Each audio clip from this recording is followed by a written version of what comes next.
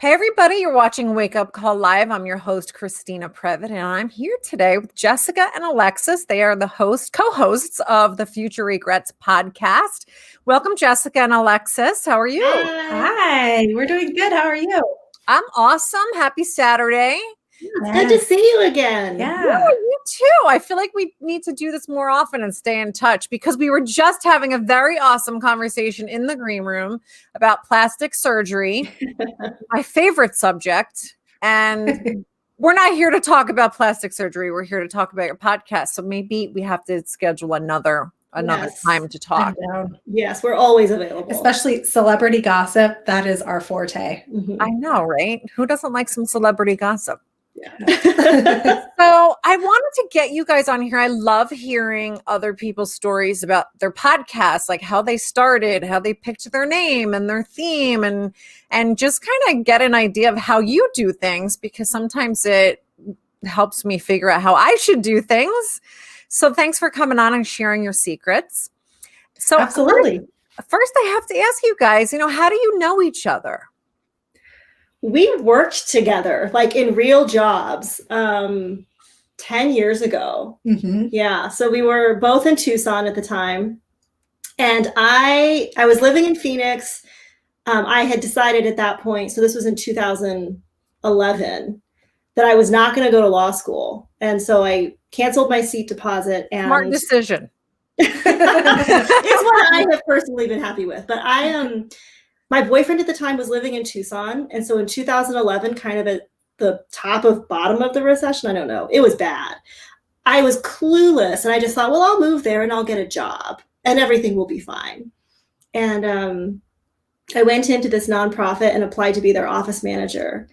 And they told me that I was unqualified to manage the office, but did I want to work in their development department? And I was like, yeah, sure, that sounds good. I had no idea. That sounds harder than being an office manager. I was going to say, what did they think? They told me I wasn't qualified.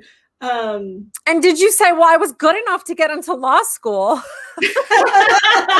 I had no experience. I was like 23. So at any rate, they asked if I wanted this other job in the office, in their fundraising office.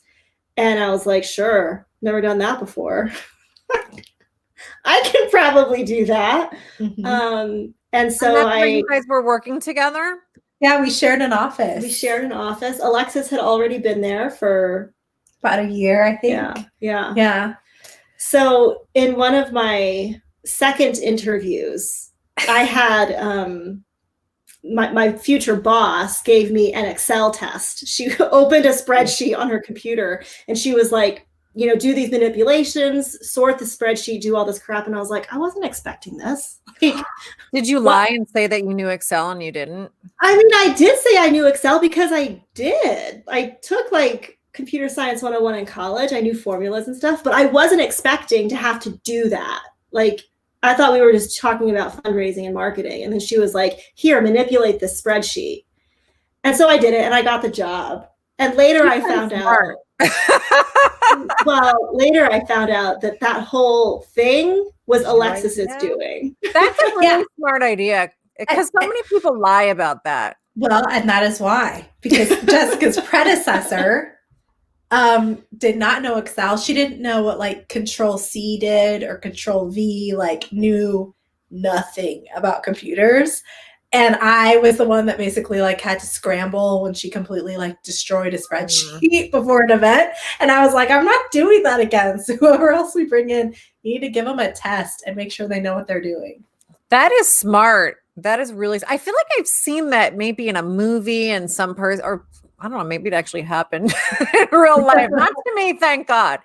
But I will admit I do not know how to use Excel, which means I hate using it because I just don't get it. So please don't ever send me an Excel spreadsheet. And ask you to sort it. Yeah, I do okay. Do anything, really. Yeah. So we worked together for, just a few months. It was only a few months. Mm-hmm. Yeah, I was going to say, you're talking about this job like in the past tense, right? You're not there anymore. Yeah, I left. So I moved across country for a time for about 2.5 years. So we only worked together for a few years, but then a few months. Yeah. And then we kept in touch like through Facebook Messenger, basically.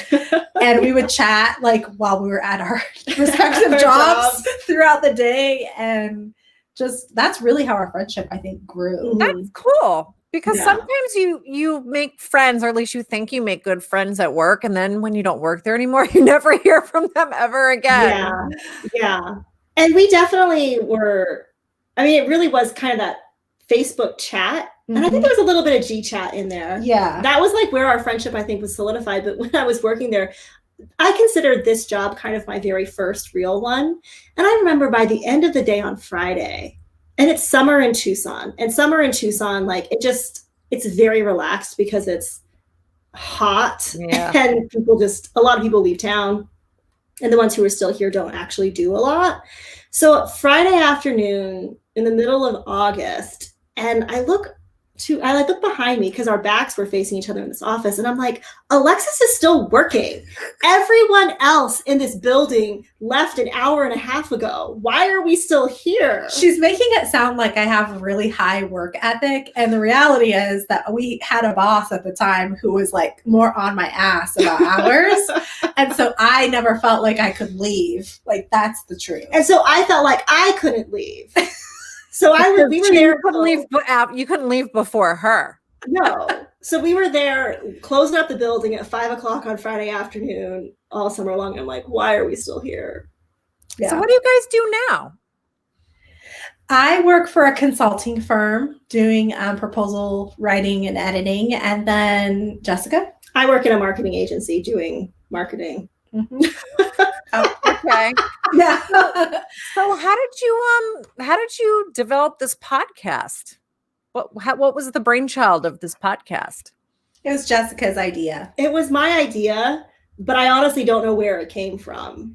She just like texted me one day and was like, we should start a podcast because we think we're hilarious. Like in all of our text messages to each other, we just think we are the funniest people that anyone could know. And so she was like, we need to have a podcast. And I was like, sure. Sounds fun, but it sounded like work. And she kind of kept bringing it. I don't know. You probably started it like 6 months before we It was at least a year ago. So we started the podcast in February. Mm-hmm. We recorded the first episodes in February of 2020. So at least a year ago, like the fall of 2019, I think was when I started texting Alexis and saying, we should start a podcast. Mm-hmm. And then for months, we would just say something. She would say something or I would say something. And I'd be like, that should go in a podcast. Yeah. So just like over and over, kind of repeating that podcast. Mm-hmm. And then in February, I separated from my husband. And how did all of this happen? I think you were staying at my house quite a bit around that time, around the separation. And so it was like, well, shit, you're already here. Like, let's just do it. And so you have the equipment? Yeah. So one wonderful thing is that my husband, he in a former life was an audio engineer. Oh, so he still has a ton of equipment. Yeah. So he has microphones, interfaces, he has Pro Tools. We record on GarageBand, but so he has, or I edit in GarageBand, but he had kind of all that stuff to set us up, and he knows a lot about like what's going to sound good. And at first, is a lot of trial and error. Yeah. Like our first few episodes don't sound right. Well, and I feel like I should say, I thought truly the day that we were like, okay, Jessica's coming over, she's going to stay a couple nights. And we're going to record the first couple episodes. I thought that we were just going to put a cell phone in the middle of the table and like hit record. Yeah. Like, and Alexis was like, what are you talking on voice memo, right? Yeah. Yeah. I was like, I've got a voice recorder on my phone. We could just use that. I did that. I had I won't even say it was ever a podcast. It was supposed to be with a friend of mine, but I don't think she was real keen on talking and having that public. Like she was just, I don't know, nervous about that. So I did record it on voice memo and it actually sounded okay. It totally, there's so many things that you can do that the audio can still sound good, my husband's kind of ruined me with like my expectation of what audio should sound like. So I'm probably like a lot more of a I wasn't perfectionist. I wasn't going to call her pedantic about it, but Well, I think that I'm the same way, and I don't know why, because I don't have any kind of, background in audio or anything like that. But I always joke that I need to realize that this is not NBC. I do not need to have NBC quality stuff, right? Yeah. Like, you just don't. I think that's something that they teach you if you go to Podfest and all these different podcasting forums. They all tell you that. Like, you don't need to have anything fancy. And they'll even say that, right? I'm sure you've heard it. All you need is your phone and, some $25 microphone that you can get off of Amazon. Yeah. You can have a podcast. Well, and I think I'm still using, when we record remotely, for most of the year, I was using just the $35 Samsung USB mic, which was fine. Samsung? I was going to say the Samsung QTU. That's the one everybody recommends, right? We actually just have that, right? It's even more basic than that. Yeah, it like clips to my computer. Yeah. But the biggest, I think, biggest issue probably was me just getting my surroundings right. I wasn't going to say anything. Wait, what do you mean? Like when you guys actually started, Jessica, when you started to take it seriously, because I know, Alexis, you were, but when you actually started to think, okay, I could do this and getting your story. Sure. Yeah, I feel like there is a story here. So, well, I should say, so when we launched, just backing it up, we made sure we had 3 episodes, and this was before COVID really hit. So we were not a COVID podcast. Like a lot of people started podcasts around quarantine. We kind of had started the process well before, and then we had 3 ready to go, and then COVID just got wild, and so we're like, well, let's just launch it. Drop 3. But in the beginning stages, when we went remote as a result of COVID, so we did in person in February, we had 3 episodes, and then we pretty much went remote after that, I think, because of COVID. And I remember we were recording, and we were probably almost to the end of the recording, and Jessica goes, and so the way that we would record is we would each record, was this Zencast? I think we were using Zencaster at that point. Yeah, so we were using Zencaster, and like we're towards the end, and Jessica goes, "Can you hear the kid crying in the background?" And I was like, "What? No." And she goes, "Oh, well, I guess I should close my window." So could you hear it on the recording the whole time? Yeah, you could. So those are such funny mistakes. I mean, but I was like, yeah, close your window because your mic can hear everything that you can hear. I was sitting, and at that point in time, my apartment was on one of the busiest streets in Tucson. I was sitting next to an open window, next to one of the busiest streets in Tucson, recording this podcast. And Alexis was like, "Oh my God, what is wrong with you?" So there's like in one, I don't remember which episode it is, but you can hear like cars just speeding by like throughout the episode. And so, but did your husband, was he able to fix that? Because I know there's, editing geniuses out there that can minimize some sounds and amplify others. Yeah, he does a lot. So the first, 20 episodes maybe that we did, I would just edit in GarageBand and then export it and try to get the levels pretty good. And then my husband volunteered to mix and master for us. Ooh. So, which is really nice. I don't even know what that is, but that's exciting. It's basically like a mixer. Yeah. So he makes sure that our levels are good. And he does some other, I don't fully understand it either, to be clear. But now if I'm like, there's, we record here and I have 2 kids. And so I'm like, I think I heard a child yell at one point. Can you see if you can reduce it? And he can work a little bit of magic.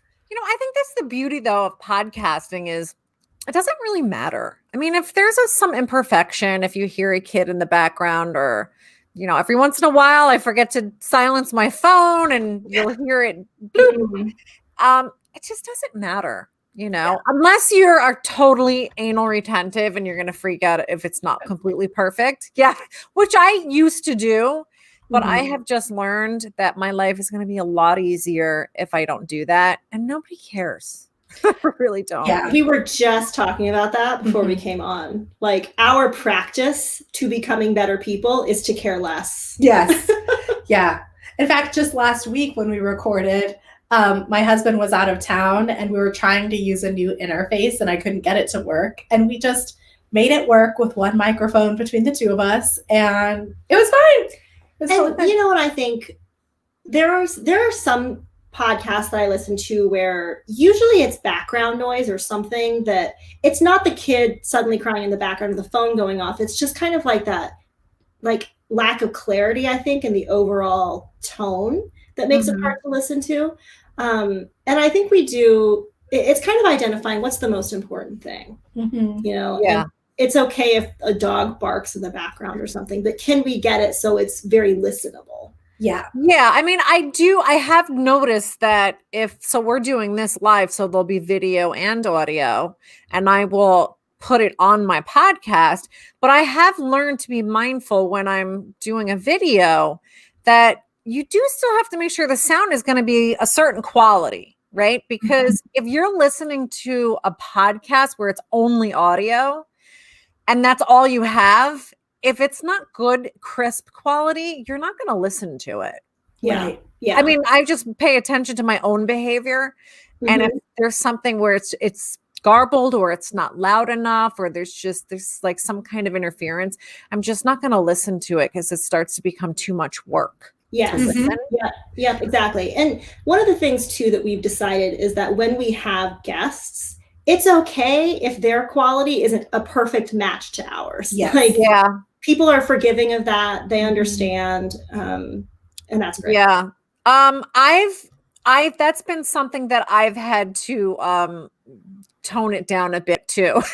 Like, get out of my own way, because I've spent time buying equipment, not necessarily expensive, because that's another thing I've learned is you don't have to run out and buy all the super expensive equipment. You can get good quality stuff that's not terribly expensive. Like, you know, the Samsung QTU, I think it was $50. Although I think they jacked up the prices of everything online because of COVID. So that was $50. I think it's a lot more now. And then I have the Snowball, which really is perfectly fine for this. Hopefully you can hear me. So, you know, I've learned that I can't get too crazy worrying about, like you said, like what other people have. I do prefer that they have something a little better, because if they just have their laptop and they're just using the camera that's on their laptop and that's not good quality. Those are generally not that good. Do you think so? I don't know. I think it's been okay so far. Yeah, it's been kind of hit or miss. What I've almost found is that, like, it depends on their internet connection. Yes, that's true. Yeah.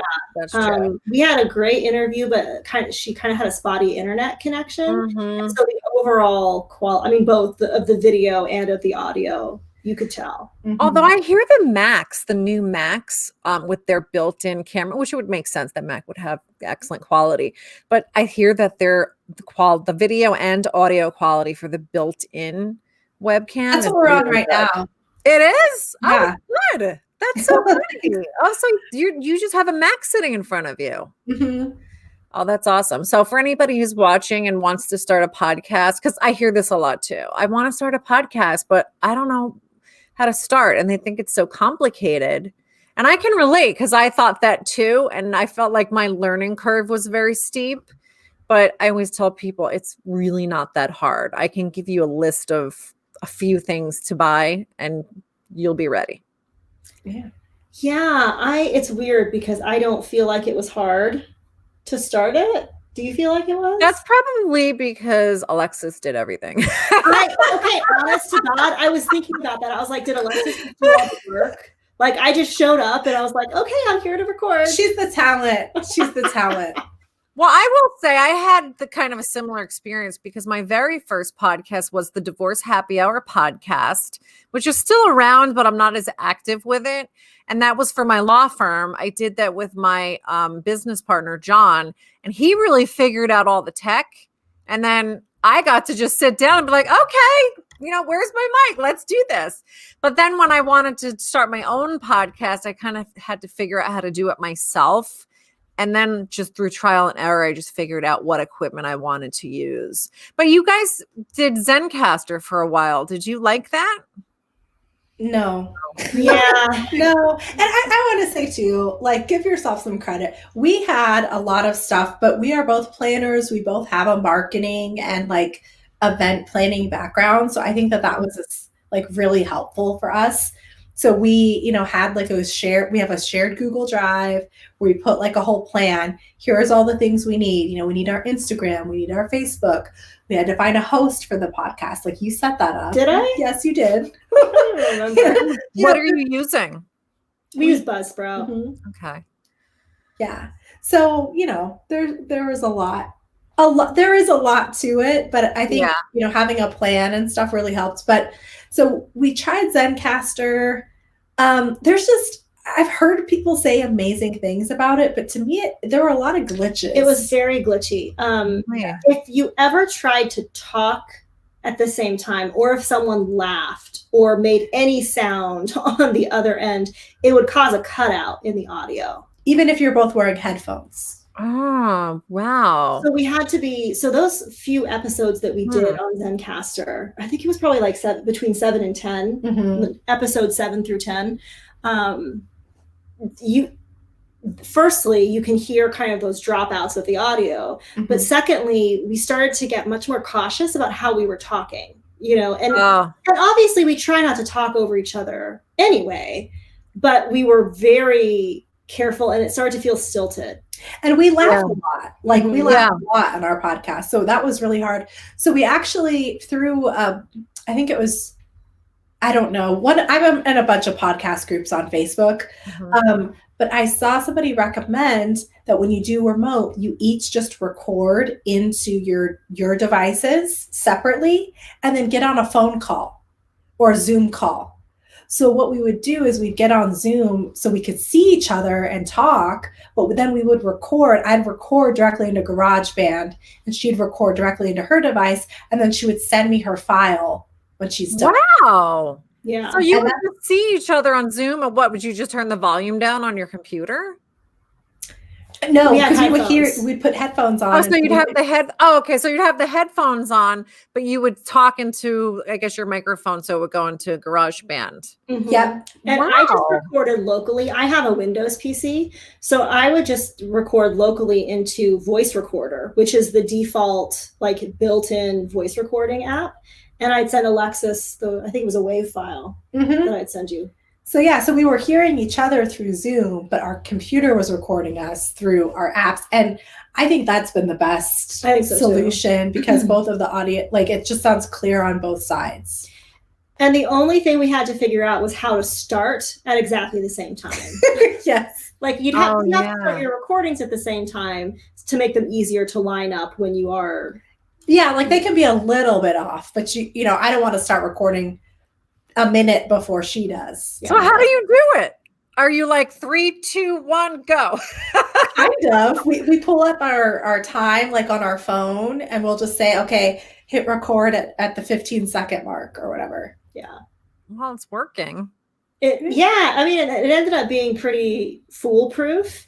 But for a while, Josh, Alexis's husband, suggested, I still don't understand his suggestion. Oh, he suggested that one of us just claps loud enough so that you can line up the clap, right? So like if I clapped loud enough that it came through to Jessica's audio, then I could use that as like the marker of where things should line up. But we didn't understand that. I don't get it either. I didn't. I don't. Sort of like how in movies they do the like trying to like that thing. So you could have on the waveform, you would have the same noise. Like, okay, I think I see. Yes, but so that's what he was trying to explain. I didn't get that the first time, so we were on Zoom trying to clap at the same time. But because there's a lag, like that's impossible to do.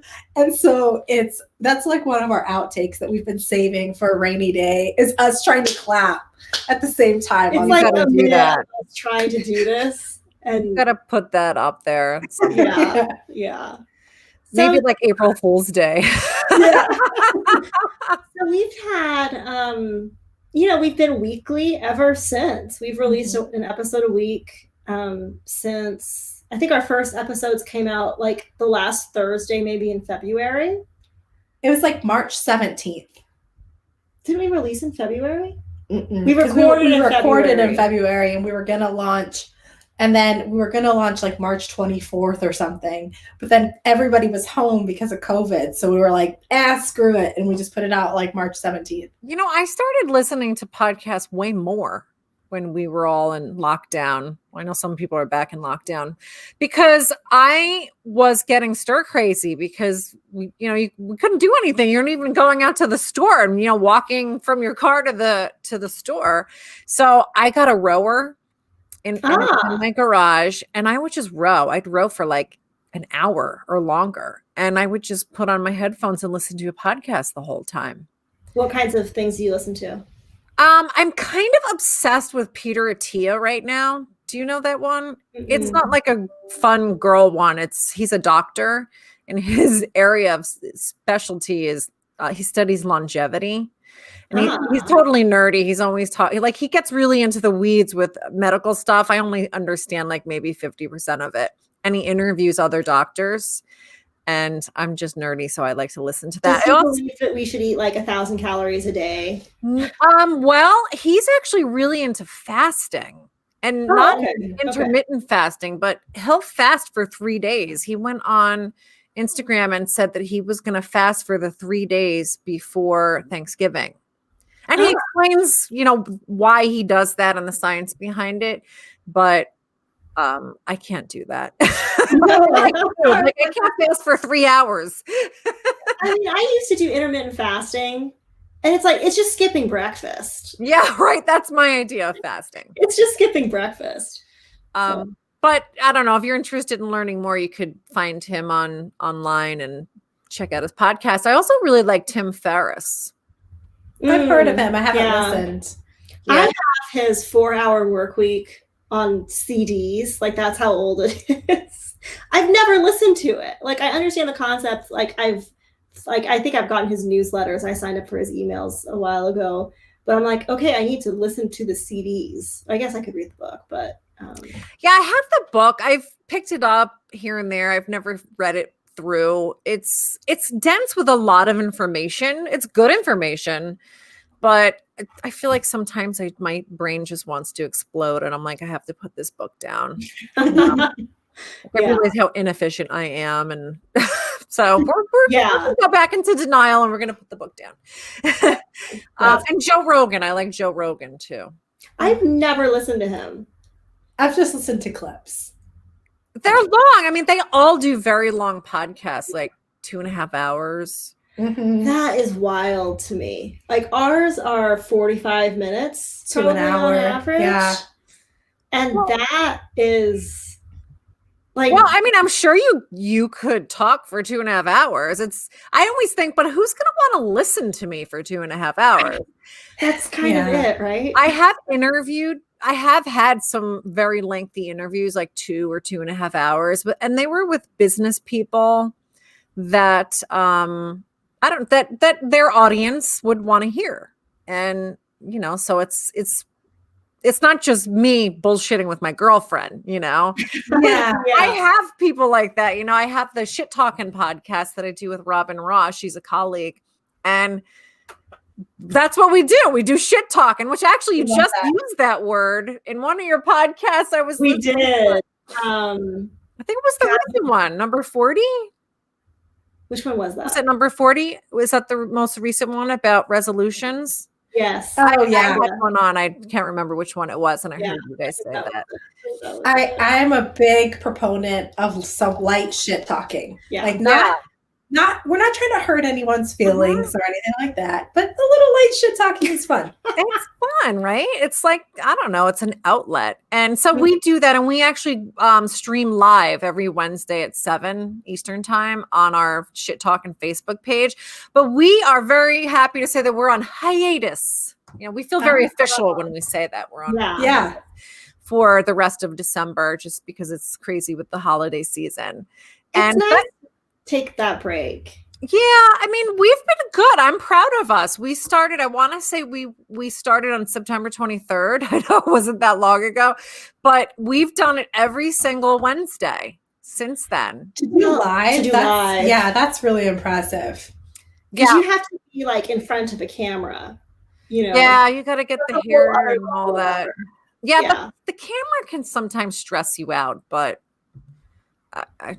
you know, that's another thing you got to like, after a while, you just don't care. You're like, this is my hair today. Deal with it. Although going live is sometimes a challenge if you have tech problems. Oh, yeah. I bet. Well, we did an Instagram live 2 or 3 weekends ago. And I had never done it before. I don't really know how to use the internet. I'm learning. And I don't think you'd ever gone live before either. So we're like, okay, we should just test this. So we do. We're like, no one's going to get on. So about 30 minutes before we were actually scheduled to go live, we did. And we started seeing people pop in. Yeah. We're like just shit. Yeah. Come back in half an hour. Yeah. Not exciting though, because you're like, oh, people are watching. It was actually really, really fun. It was really cool. It was really fun. I missed that one. I like what you said about taking a break, like in December. One thing that's really worked nicely for us is we started batch recording. So doing like usually like 2 episodes every other weekend. And that, I think, for me at least, that's helped rejuvenate and maintain my excitement about the podcast, because you know, we have that pause and it doesn't feel like an obligation like every single weekend. Yeah. Yeah, I think that's the thing, is when it starts to feel like a job, it can suck the fun out of it if you do it, because right now all of them that I'm doing are for fun. You know, I do what I want to do, not because I have to do it.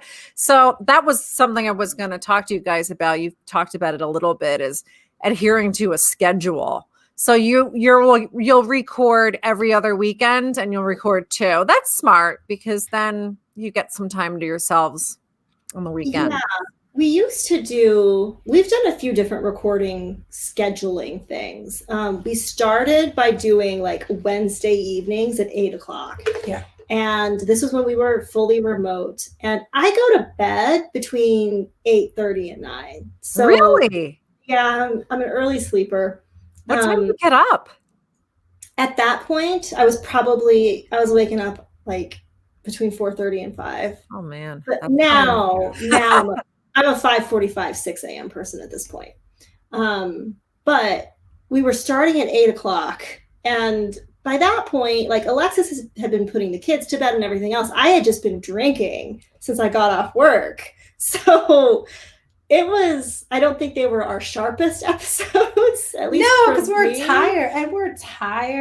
Yeah. It's just, so we switched to doing them Saturday morning, early afternoon-ish, right? Still remote. Yeah. Remote.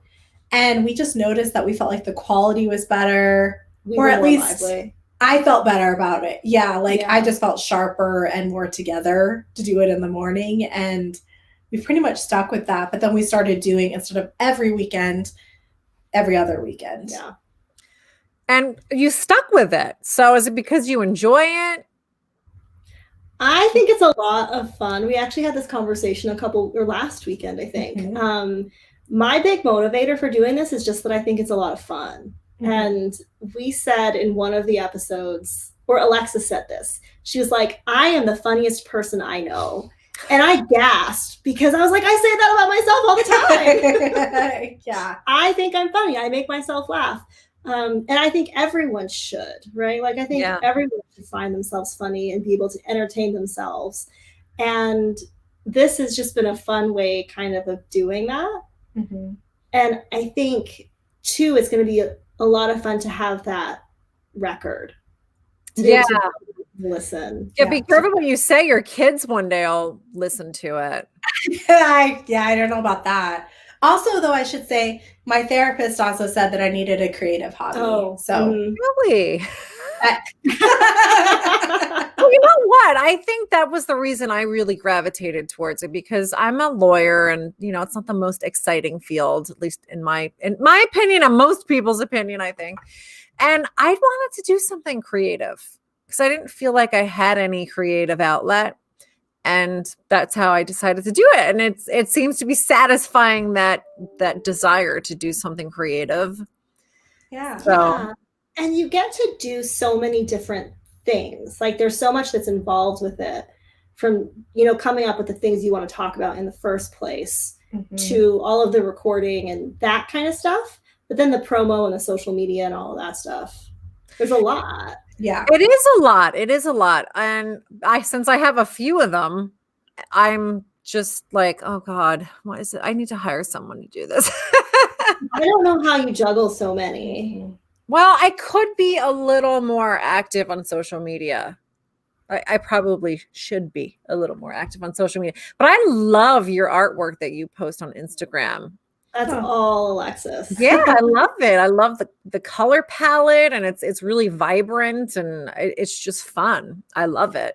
Well, can I tell you something funny? I just yesterday, day before, I took a screenshot of our grid because it looked color coordinated. It was like purple and pink, and we had some, like, the last several photos were all color coordinated. I was like, oh my God, look how cute this is. Look at us.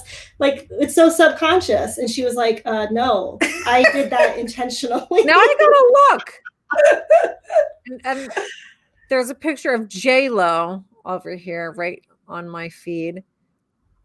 I gotta look at it. I just love it. I want to pull it up for people just so they can see it. See all the color? I love it. I really just do. It's Future Regrets Pod on Instagram.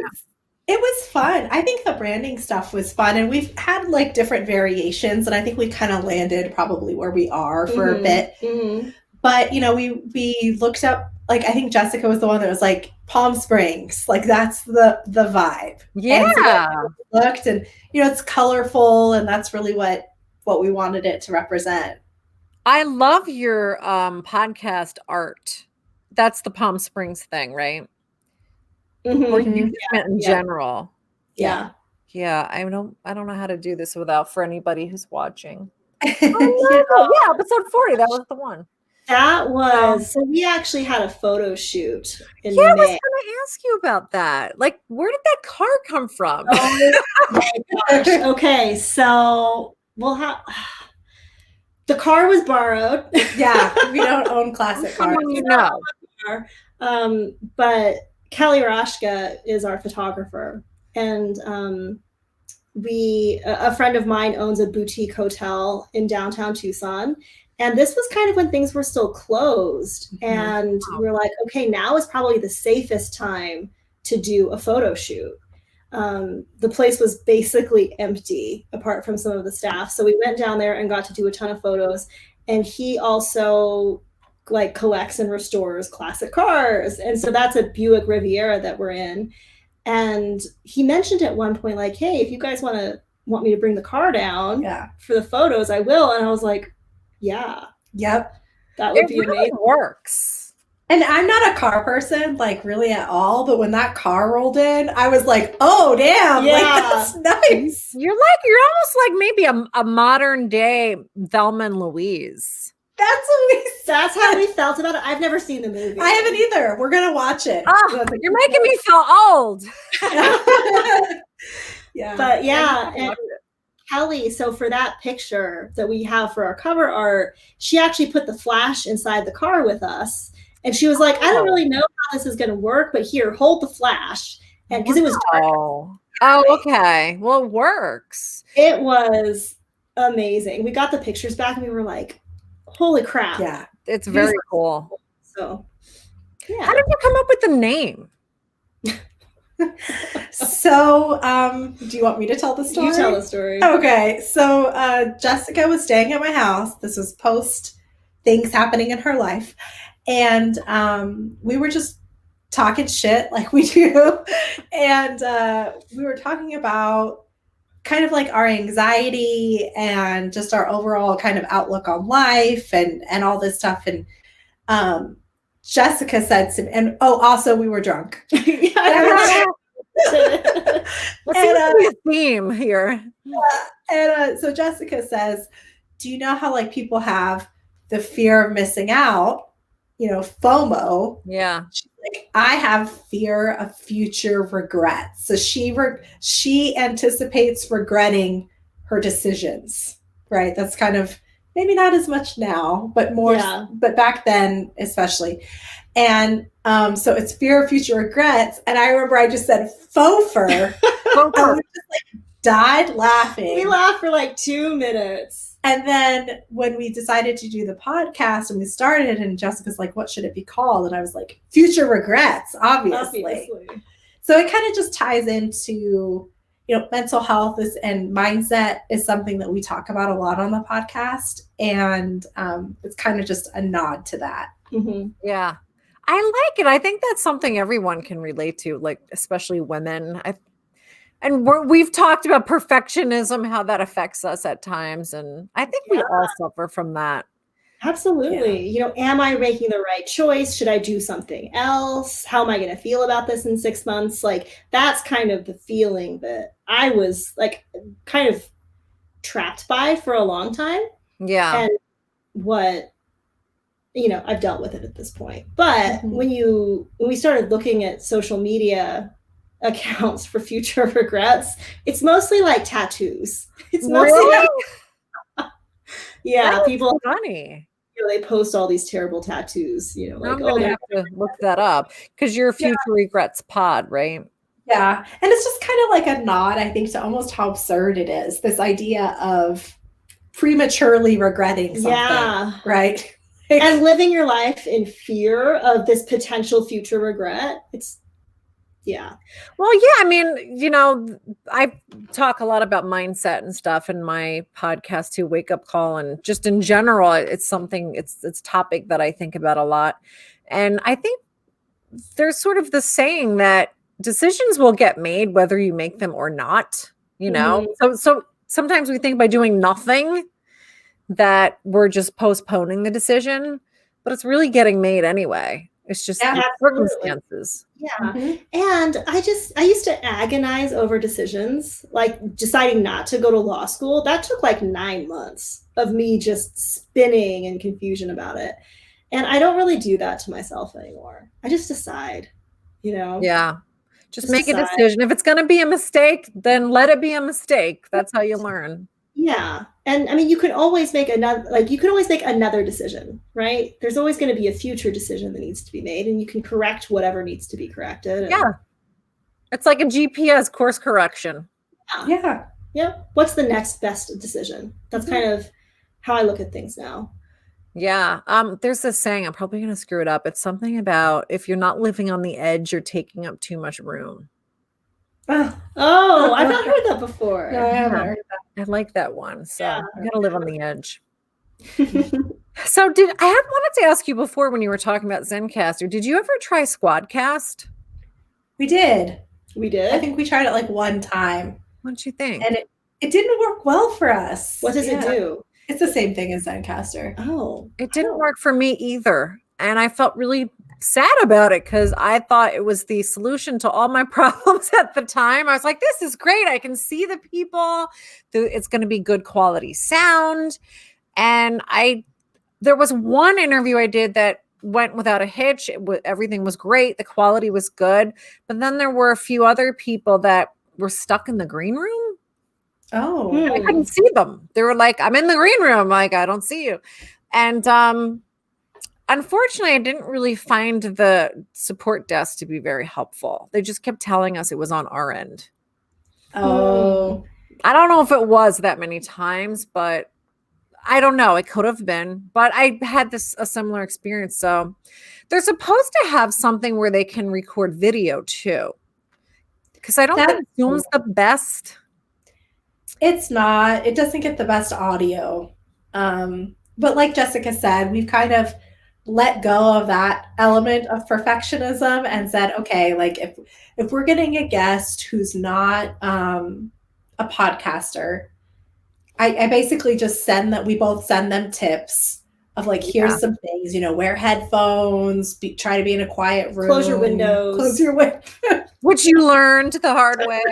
Yeah, and that's actually worked fine. I think it's been okay. But most of our we don't have a guest format, so for us, like just doing Zoom every so often is fine. Yeah. Well, I know I've been a guest on your podcast, which I had a lot of fun. Who else has been on there? So we have had my baby sister, who is a Gen Z Zoomer. She came on to answer all of our questions because I'm 14 years older than her. So there's definitely like an age gap happening with just music and what they're into. So it was really fun. It was fascinating. She explained, I didn't know what TikTok was. This was in March. So she explained TikTok to me. How old are you? You're still young. Aren't you a millennial? I'm 32. So yes, a millennial. Okay. I'm 35. Yeah. So Amy's not a millennial that has embraced technology. No, we say she's a boomer, really. Yeah. And Amy's like 21. Yeah. She was 20 at the time. So, I mean, there's like a big I think, difference there. But so she explained TikTok, and then she actually replied to one of my stories a couple months ago, and I forget what she said, but I didn't understand what she was taste. She said the taste. And I took a screen cap and I sent it to Alexis, and I was like, what is she saying to me? I mean, I don't know what it means either. She just said, like, you have really good taste, like her clothes or whatever it was. And it was, I don't know. I was like, please translate. The taste. That's it. Yeah. Oh my God. I don't like this. I feel old. Go back and listen to that episode. Yeah. It's like episode 9. Well, and then we had a therapist on who's actually my best friend. And she came on and talked a lot about attachment theory, and also just talked about like how therapy has changed in light of COVID. That was a really good, that's a popular episode. Yeah. And one that I loved was we had a bra fitting expert on. What is it?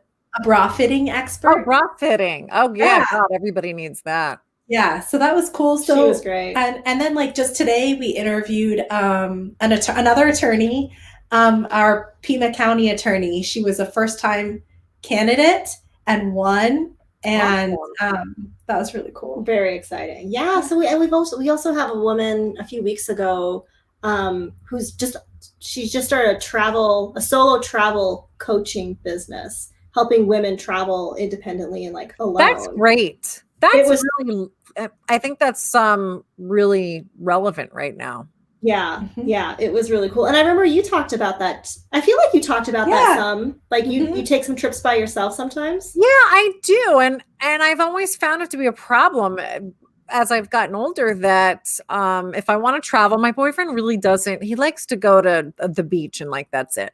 So if I wanted to go anywhere else, he's like, I don't want to go, but you go and you have fun. And I feel like I don't have girlfriends that I really can go with because they either are married and they have kids, and they're not going to just go away, or I'm self-employed, so I have more flexibility with my calendar and they don't, or they just don't want to spend the money, or they just don't want to go. So I've kind of been like, I'm going to have to just go myself if I want to do these things. Yeah. It was really inspiring. It was an inspiring conversation. But we just try to have guests that speak to our audience, which we're generally trying to reach millennial women, right? Yeah. And there's a variety of topics I think that interest them, but that's really kind of our guiding light, right? Although we just started a Facebook private group, like community for everyone. And one of our introductory questions is your sun, moon, and rising signs. And what I discovered is that we have a lot of earth and air signs. So I don't know, maybe that's really our demographic. Alexis thinks this is all. I'm not into astrology, really. So. Well, I know my sun and moon. I don't know my rising. My sun is Aries and my moon is Cancer. Yeah. Huh? Okay. I was going to guess you're an Aries. Really? Yes, absolutely. Do you know your Enneagram type? No. No. Okay. But Did you- the interesting thing, my boyfriend is what do you say? We think you're an 8. You need to take the Enneagram quiz. God, I got to write this down. Now I'm dying to know. How fun. You guys just looked at each other. She's an 8.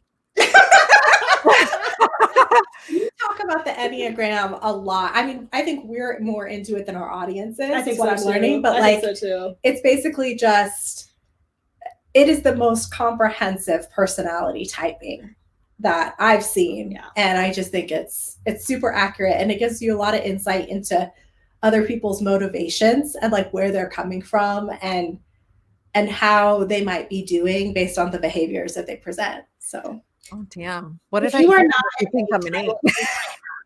If You what? I'm not an 8, I will eat my hat. And we've never met. I will be stunned if What you're are anything. you guys? I'm a 1 and I'm a Virgo. And I'm a 6 and a Capricorn. Are you guys supposed to be compatible? Yeah, actually, in a lot of ways. Mm-hmm. It's like we complement. Yeah. So like how Jessica's just talking about how she's indecisive. 1s are very decisive. They trust their gut. They know what they want. And that's me. Like I generally don't struggle with indecisiveness. I don't either. I'm pretty decisive and move forward quickly. Some people call me impulsive. I don't agree with that assessment. I think I just make decisions, and so I don't know. Yeah. They're just strong. I think they're the strongest They are. of the Enneagram. They know what they want. They like to be in control. Yeah. They can be domineering. Yeah. They can be. I don't know what you're talking about. Hey, we're guests here. You're calling her dominant. But like, so can 1s. So like 8s, 9s, and 1s are kind of related. They're like sister Enneagram types. Well, and it's interesting because so my type is the security seeking type. And so I'm attracted to strong personalities. Like, so Alexis has a pretty strong personality. I know a lot of 8s. One of my best friends growing up is an 8. And I'm kind of the person in the background and will work and, kind of be a little worker bee. Like for Alexis, like, just tell me what I need to do. And for the most part, I'll do it. Right. So it's funny because Alexis is like, I don't know that many 8s. And I'm like, yeah, because you clash with 8s. Yeah, you don't make friends with 8s. You're both strong types. Mm-hmm. Well, But in we're getting along just fine. It's not like a blanket rule. No. No. I'm not that kind of, like some people are into astrology and they're like, oh, if you're this, like, don't even talk to me. Like, I'm not like that. It's just, Yeah. I've noticed that, I like that stuff. I mean, some people say, oh, astrology's stupid. You read your horoscope and it's just general enough that it could be true and it could be true for everybody. And I'm like, no, because I read the other ones and they do not apply at all. That's what Alexis says. You've said that exact thing, Mm-hmm. that the others don't apply. I say, okay, horoscopes, I don't believe in the predictive capability of the cosmopolitan horoscope. I don't buy that. But I do think that there's a ton of stuff you can learn about yourself by studying your birth chart and understanding your different placements. I think there's a lot of self-reflection that can happen there. I do too. Because I just feel like the description for Aries is so accurate for me. I fucking knew you were an Aries. But it seemed like my ram head was showing or something. And they always say that that Aries get like a lot of head injuries or like they're always doing stuff with their head. And it's true. You probably can't see it, but I've got a big scar on my forehead. Oh. So I don't know. How did we get on this subject? We always end up here. Yeah, we do. When we talk about anyone or anything, it like provides context. Yeah. Yeah. Well, that's why Robin and I, with shit talking, we always say that we always go off on some tangent. Like we pick a topic and we talk about that sort of at least most of the time. But we always go off on these tangents. But that's shit talking. I guess to get back to I know we're probably limited on time, but one of the things that we do consistently in the podcast is we always have an outline. Mm-hmm. Oh, you do? Yes. Wow, that's good. Yeah, we have to, because if we don't, we're like, where are we? We feel like lost. It's just and it's not like we don't script it. So I don't think that works for us because it just wouldn't be natural. But we definitely have like points that we want to, touch on. And I think it just helps us stay organized. And because we do try to keep it to around an hour, it just helps. Yeah. Well, you might be able to tell that I do not script mine or have an outline. You're doing great. Yeah. I feel like your attorney skills probably help a lot with that. Do you feel like you're being cross-examined? We said that about your interview. You did not have, after I finished, I do the first listen and note any edits for Alexis. I did the first listen and I was like, Christina had like no pauses, no no misspeaks. Yeah. Oh, wow. I feel like I say a lot. I felt like I talked too much. No. Okay. No, I thought it was really great. I think your attorney skills definitely were really my head's like because when we edit like one of the greatest compliments I've ever gotten was somebody told me they didn't realize our podcast was edited. Like it's not like we just sit down and talk and then put it up.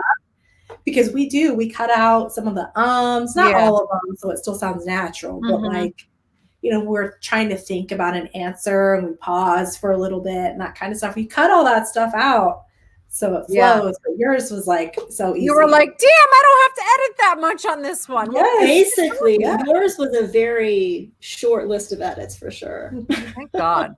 Thank God. Did you, when you went back and listened to yourselves, everybody hates their own voice. Did you have that problem or you're like, no, I sound good? I mean, I got over it really fast. Yeah. We got over it. Like at first it's a little jarring. I kind of love listening to it now. So basically, see, you should have gone to law school. I know that we're almost at the hour and I want to be respectful of your time, but I do want to ask you what you do about promoting your podcast and also if you've monetized it or if you want to monetize it. Like, what are we doing there? That's kind of a discussion that we've really been having lately because we did start it really as more of a hobby, something fun to do. And I think that that's still the main goal of the podcast is just, we want people when they listen to just feel like they're with their friends having a conversation and they're just listening. They're not able to chime in. We haven't monetized it yet. I think eventually I'd like to get to a point where maybe we're doing that a little bit, but not necessarily like, I don't have this end goal of being super famous or anything like that. If we could get something to cover the cost of the podcast, that'd be awesome. And then in terms of marketing, we do a lot of social. We just started the Facebook group. We're in some podcasting groups. And then I'll tell my friend, honestly, I promoted a lot on my personal page. And I think that that's how a lot of people have found us. I think it's nice when it grows organically. I don't have like 1 million downloads. I know you probably thought I did, but I don't. And, sometimes I think you can get down on yourself. Like, why don't I have more downloads? But you do want people who are downloading, you want them to really be like your authentic people, that your people, that are following you and like you and get your vibe. Tim Ferriss always says you should find your true 1,000 fans because those I love that. will promote you like better than you would ever promote yourself because they love you and they get what you're about. And I have found that to be true. One of the things that we've talked about is engaging more on social media as ourselves and not as the podcast. Hey, like Kim Kardashian does, like, look at my Maserati that I bought today. Just like that. Exactly like that. I want to take a picture of my Mazda. Yeah. But that, and building more, honestly, just like I don't want to call it a personal brand because I hate that concept, but being more active personally, with the hope that bleeds into the podcast as well. Yeah. And I think another kind of initiative that we talked about was trying to get involved with other podcasts like this, and doing guest appearances like that, I think is something we're looking at doing. I haven't been as into networking with other podcasts, like doing review swaps and stuff like that, because like what you said, I really want, I think you do too, like that true, authentic engagement. Like I don't want somebody who's never even listened to the podcast to go write a review just so that I'll write one for them. Like, that's not what we're trying to build. No, I get it. I get that totally. And you know what? I would encourage you to think of alternative ways to monetize it, because the attitude that I would get from people was, oh, well, you're not going to be able to, make any money until you've got like 1 million followers, which is like, well, when the hell is that going to happen? I'm gonna be like 80 when that happens. But I've heard of other people who don't have like 1 million downloads still getting sponsors. There's one legal, I forget what it's called, but it's a legal podcast that a colleague has, and I don't think he's got 1 million downloads, but he has sponsors, and it's because the sponsors are businesses that provide services to law firms, and they know that law firms and lawyers are listening to it. Yeah. So it's enough for them. I don't know how much he's making off these, but I also have been making some money selling guest spots on my podcast. And I know I have a different sort of theme to Wake Up Call. I interview a lot of female attorneys. And we use that to help them do their own marketing and advertising. Oh, that makes sense. It's really tailored like to them, how they want the interview to be. But I remember when I first started doing that, a few people were encouraging, but most people were like, oh, you're never going to be able to make any money with that. And I'm not going to quit my day job doing it, but it's paying for the costs. That's really good. Yeah. I think if you go into podcasting with the idea of like, this is going to be my career, you're kind of setting yourself up for disappointment. Well, I think too, something we talked about was I don't want to be a personality. Like, I don't want to be a social media influencer, like a character. I don't want that. And I feel like if you're going to do podcasting full time, especially if you're doing what we do, which is really just an entertainment podcast, then I think you do have to embrace that influencer, social media personality element of things. I mean, I would argue you are a personality by virtue of having a podcast. But well, isn't everybody a personality, right? Some are just more colorful than others. Right. Yeah, you are. I mean, still things that we don't believe in. Like that's not, we're not going to. I like that you're just being authentic. And it's not about, oh, I have to say this or that, or we have to pick these topics because they're sensational and we'll get more, hits on YouTube or whatever. God, I feel like we mostly choose topics from like 10 years ago. Yeah. We were talking about Jillian Michaels the other day. And actually this morning I was like, should we do an episode on like all of the fitness fads? Oh, like that'd be Jillian Michaels, Tybo, I don't know what else. Tracy Anderson. Tybo, is that even still around? Though these are older ones. Yeah. Yes. Oh, okay. Yeah, we love doing throwback stuff. Probably my favorite series that we do is vintage celebrity gossip. So we'll talk about things that happened a long time ago and like look at them through the current lens. So the first one was Brad and Angelina and Jennifer Aniston. And then the second one we did was celebrity sex tapes. So that was fun. That was fun. Yeah. God. Those are good. I'm going to have to check those out. I think I didn't see those. Okay. I think that was probably like as much nosing as I can do today.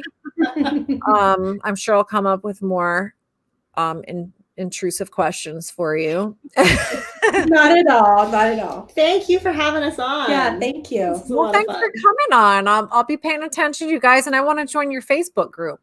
Ooh, Please okay. do. Yeah, Please do. yeah. It's the Future Regrets Lounge. You can just go to the Future Cool. Regrets podcast Facebook page and then you join over there. I like that name. It's so cool.